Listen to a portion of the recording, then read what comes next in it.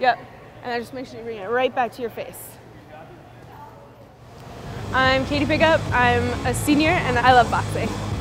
Yeah, I love the sport. I love that you can not be necessarily the greatest athlete but still participate, and then if you are in really good shape you can advance really far, and there's the whole culture of amateurism that you can just start from nothing. Yeah, that's way better. Really work your way through the ranks, and I think that's really cool. I love the legacy of the club. I love that even though we haven't been on the club or on campus for that long, we've only been here since 2013. I love that we've built from this legacy program that has a huge history, so many national championships, and even though we were pushed off campus in the 1960s. Easter Sunday, 1960. I was at the field house during that boxing show. Stuart Bartell from San Jose State was Charlie's opponent for the national championship that day, and watched Charlie go down, get back to his feet sort of quickly, but not defending himself well, so the referee stopped it. Charlie walked back to the dressing room, and Coach Woodward went with him, and then a few minutes later, Coach came back to ringside, and then a young man that stayed with Charlie mentioned that he was lying flat on a bench and his legs were cavitating. So pretty big indicator of brain injury. And that was the end. They got Charlie to the hospital, did surgery that night, and he died 8 days later when they unplugged the mechanical stuff that was keeping him alive. For years, there was no punching of any kind allowed on campus. That was the feeling following the death of Charlie Mohr. Charlie Mohr probably was one of the outstanding boxers. The University of Wisconsin turned out to be the place for intercollegiate boxing. The people on campus, football did well in those years, basketball, so those athletes were well known. But no one on campus was as well known as Charlie Mohr, Jerry Turner, Bob Christopherson, the boxers. When they walked across Bascom Hill, people all over would be yelling, "Hi Charlie," or "Hi Chris." They were the gods of campus. 1-2. Good, 1-2. I've been working with the boxing program at Ford's Gym for over a decade. I got the program in boxing started and going here at Ford's. I work as kind of a coach / referee during the training rounds in there. 1, 2, 3.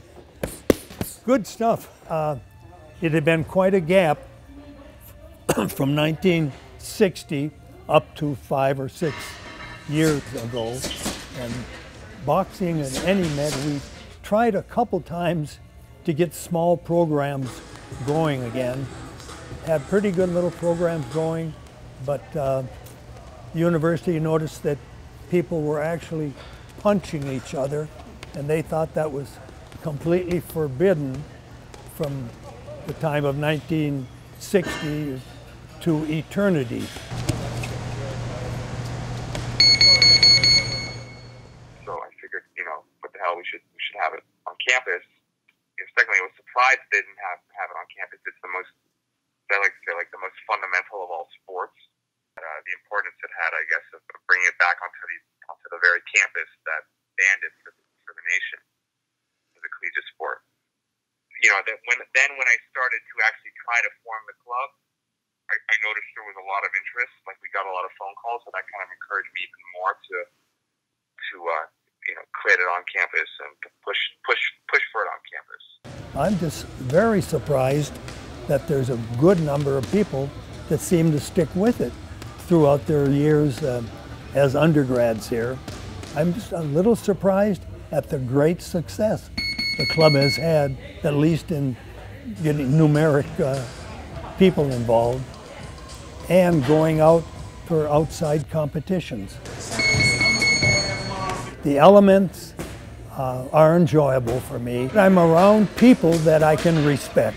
The value of believing in something and working hard. I've just found the values in boxing relate to everyday life very, very well. I've found more honest people in boxing than I've found in organized business, organized religion, organized military. I've found the people I've known in boxing in those areas are just much better overall human beings than those people from the other categories that I mentioned. That finds boxing a way a person can express themselves almost without words. It's been an important part of my life. I've been surprised at the number of people that I see that tell me that 25 or 30 years ago I worked with them in a boxing gym and helped them become the person that they feel is good. Very complimentary, not intending, that wasn't my intention really, but it certainly is one of the side effects of a person paying the price in a boxing gym. So I really like that balance of people having the same goal and wanting to get in shape and wanting to advance in boxing, but then also realizing that we're students and kind of having that nice balance is really nice. I'm glad that I'm leaving the program in a good place. I really like when someone comes in day one, they know nothing about boxing, or at least nothing about boxing for themselves, and they work really hard, they have a really good attitude, and then a couple semesters later they might join me in the ring sparring, or I'll see them spar against someone else, and I think that's really cool to see people build from absolutely nothing to actually having boxing skills.